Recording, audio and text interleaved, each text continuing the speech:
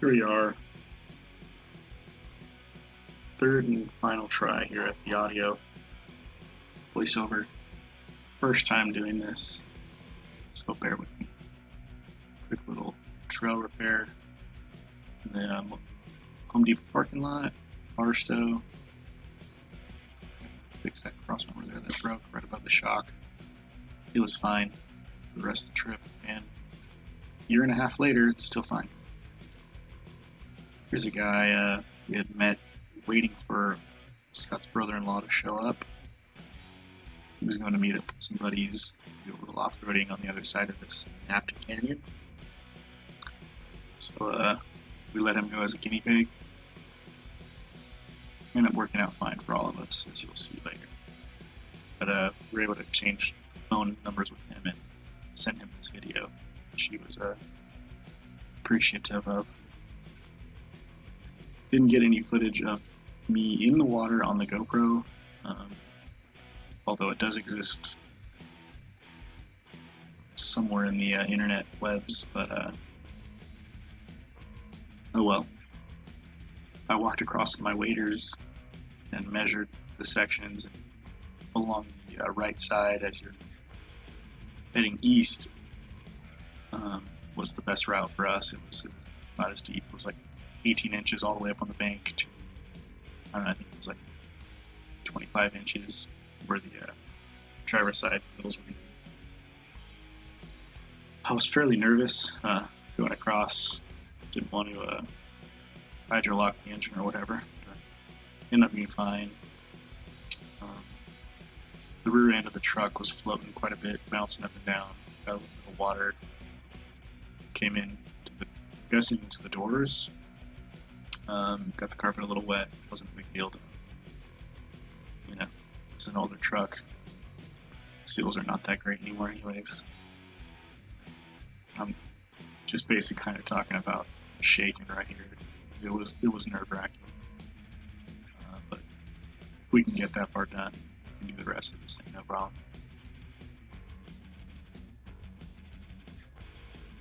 Here we are a couple minutes in, and water's still just pouring out of his van. Pretty funny. Here's the, what they call it, like Mojave Road monument or something. You're supposed to bring a rock and drop it there. This is right before you pass Soda Dry Lake. If you're heading east or if you're heading west, then you've already crossed it. Bring a rock for that, which I did. And fortunately, the lake bed was dry.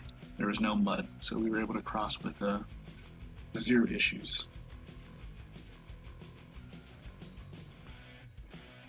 And I had just right before this trip, maybe a month earlier, put on a camper long travel front end on it. Had a Total Chaos upper control on it before with some Fox 2.5 inch shocks, and it worked pretty well, but nothing compared to, it's probably only a 4 to 5 inches more of travel. You can just take stuff so much easier. Whoops and big bumps with this setup.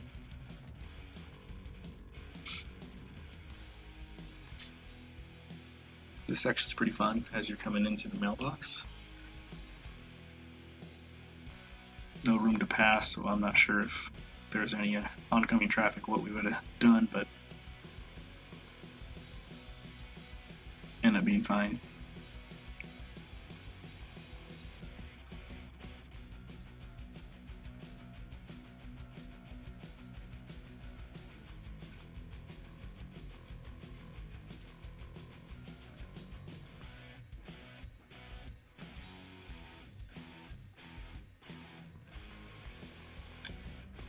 Scott there enjoying a beverage. It was June 1st, 2019, just the start of summer, midsummer or whatever. And it was warm, but we were wearing all black and it was still fine. I don't even think it got to be 100 out there in the middle of the desert. And knock on wood, the vehicles ran fine. So this is Scott's dad coming out of the Raptor. That's his brother-in-law's Raptor. he came along just for the day and drove back home. It was pretty gnarly. He just put a icon. I don't even know what level kit, but the nicest icon kit for that front and rear before this trip. Actually, I think he only had the front end on at the time. But whatever. Raptors are fairly capable, and he's a very experienced off-roader. He's done this route dozens of times. Oh, and if you think he can't make it, his 4-year-old daughter was in the back seat. Went out and came back on one day. Here's a little bypass we do. After the mailbox, we take a left at these power line roads to avoid miles of whoops and a pretty gnarly climb that my truck definitely wouldn't be capable of. Being 2-wheel drive and open diff. So we kind of head around, and then I think we get to like Kelso Road or Kelbaker or something, and then cross back over the train tracks. And this is back on the Mojave Road trail now, Fire Road section, fast and fun. We're able to do like 50 to 60 miles an hour and really make up some time here. Here is, I don't even know what this is called, but you're supposed to leave a coin or something for good luck. This tree. Stop, Jason dropped something, and